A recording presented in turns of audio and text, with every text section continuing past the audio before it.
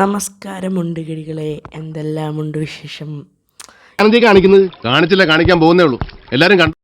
ഇത് നിങ്ങളുടെ സ്വന്തം ധ്യാൻ ദിവിച്ച്.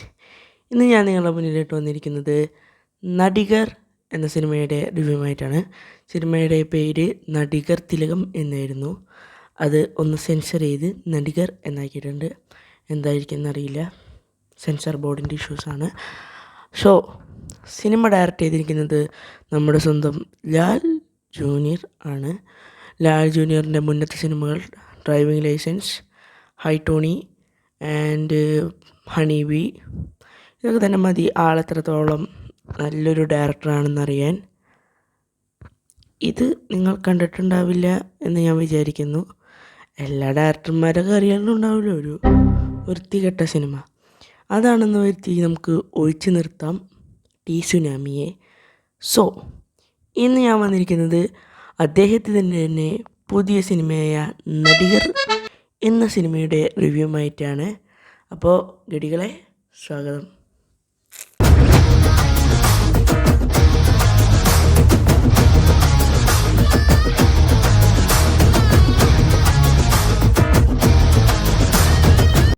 അപ്പോൾ നമുക്ക് നടികറിൻ്റെ റിവ്യൂയിലോട്ട് വീണ്ടും കടക്കാം. സിനിമയുടെ കാസ്റ്റാണ് ഞാനിനി പറയുന്നത്. കാസ്റ്റ് നമ്മുടെ സ്വന്തം ടൊവിനോ തോമസ്, പിന്നെ ബാലു വർഗീസ്, പിന്നെ ഡയറക്ടർ നേരത്തെ പറഞ്ഞാണല്ലോ, പിന്നെ നമ്മുടെ ഭാവന, ഇവരൊക്കെയാണ് സിനിമയിൽ പ്രധാന വേഷത്തിൽ. പിന്നെ നമ്മുടെ സൗബിൻ, ഇവരൊക്കെ അവർക്ക് കൊടുത്ത റോളുകൾ നല്ല അടിപൊളിയായിട്ട് ചെയ്തു വെച്ചിട്ടുണ്ട്. പിന്നെ സിനിമയുടെ കോസ്റ്റ്യൂംസാണ് എടുത്തു പറയേണ്ടത്. ചെത്ത് സാധനങ്ങൾ മാത്രം, അതായത് സിനിമയുടെ ഉടനീളം ക്യാരക്ടേഴ്സിന് കൊടുത്തിരിക്കുന്ന ഡ്രസ്സുകൾ അടിപൊളിയായിട്ടുണ്ട്. എസ്പെഷ്യലി ടൊവിനോൻ്റെ സൗബിൻ്റെയും ഡ്രസ്സുകൾ കിടുത്തിട്ടിങ്ങനെ നല്ല വെട്ടിക്കെട്ട് ഡ്രസ്സുകൾ, കണ്ടിട്ട് കൊതിയാവും. ഷൂകളും അതുപോലെ അങ്ങനത്തെ ഇതാണ് സിനിമയിൽ മൊത്തത്തിൽ കൊടുത്തിരിക്കുന്നത്. പിന്നെ സിനിമേനെ പറ്റി എടുത്തു പറയേണ്ട കാര്യം പോസിറ്റീവ് സൈഡിൽ ഇത്രയൊക്കെയാണ്. പിന്നെ നല്ല സ്റ്റോറി ലൈൻ ആണോ എന്ന് ചോദിച്ചാൽ അല്ല. സ്റ്റോറി ലൈൻ നമ്മൾ കണ്ടുമടുത്തൊരു സരോജ് കുമാറിൻ്റെ ഒരു അത്ര നല്ലൊരു സിനിമ വന്ന കാരണമാണ് തോന്നുന്നു ഇത് ഇത്ര കുറച്ച് ആയിപ്പോയത്. അതേ ജോണറിലൊക്കെ വന്ന പോലെ എനിക്ക് തോന്നി പേഴ്സണലി. പിന്നെ ബാക്കിയൊക്കെ ഓക്കെയാണ്. അപ്പോൾ അതൊക്കെ മാറ്റി ഒഴിച്ചെടുത്താണെങ്കിൽ നല്ല രീതിയിൽ എനിക്ക് വർക്കായൊരു സിനിമയാണ് ഇത് നമ്മുടെ നടികർ. പിന്നെ ടൊവിനോ എന്ന ആക്ടർ കിടിലനായിട്ട് ചെയ്തിട്ടുണ്ട്. ആൾക്ക് കൊടുത്ത ജോലി ആൾ നല്ല വൃത്തിയിൽ ചെയ്തു വെച്ചിട്ടുണ്ട്. മൈത്രി ഫിലിം മേക്കേഴ്സാണ് ഈ സിനിമ എടുത്തിരിക്കുന്നത് മലയാളത്തിൽ. ഹോംബാലെ മലയാളത്തിൽ വന്ന് ഒരു സിനിമ എടുത്ത് അറിയാലോ, പൊട്ടി.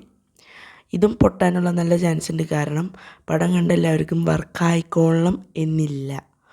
സോ ഗൈസ്, ഈ സിനിമേനെ പറ്റി ഇനി പറയുകയാണെങ്കിൽ ഇനി പറയാൻ പ്രത്യേകിച്ച് ഒന്നുമില്ല. എന്റെ ആറ്റുകാൽ ഭാസ്കര, അങ്ങനെ ഒരു ദൈവം ഇല്ല. ഇത്തരം സന്ദർഭങ്ങളിൽ ഇല്ലാത്ത ദൈവത്തെ വരെ വിളിച്ചു പോകും. നിങ്ങൾ കാണണ്ട പടമാണ് എന്നൊന്നും ഞാൻ പറയുന്നില്ല, കാണണ്ട എന്നും പറയുന്നില്ല. ഭ്രാന്തായി പോയതാണ്, അത് നാട്ടുകാർക്ക് മൊത്തം ഭ്രാന്തായ. സമയമുണ്ട്, ഇപ്പോൾ വെക്കേഷൻ ടൈമാണ്. നിങ്ങൾക്ക് കണ്ടാൽ വർക്കാവാൻ ചാൻസ് ഉള്ളൊരു സിനിമയാണ്. നിങ്ങൾക്ക് ആക്ടിങ്ങും ഇതൊക്കെ ഇഷ്ടപ്പെടുന്ന ഒരാളാണ്, സിനിമ കൂടുതൽ കാണാൻ ഇഷ്ടപ്പെടുന്ന ഒരാളാണെങ്കിൽ ഈ സിനിമ ഡെഫിനറ്റായിട്ട് കണ്ടിരിക്കണം എന്ന് വേണമെങ്കിൽ നമുക്ക് പറയാം.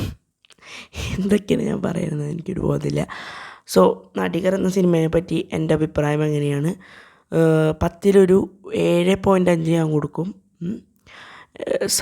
ഒരു സത്യം കൂടി പറഞ്ഞിട്ട് ഞാൻ ഈ വീഡിയോയുടെ വെച്ച് അവസാനിപ്പിക്കുകയാണ്.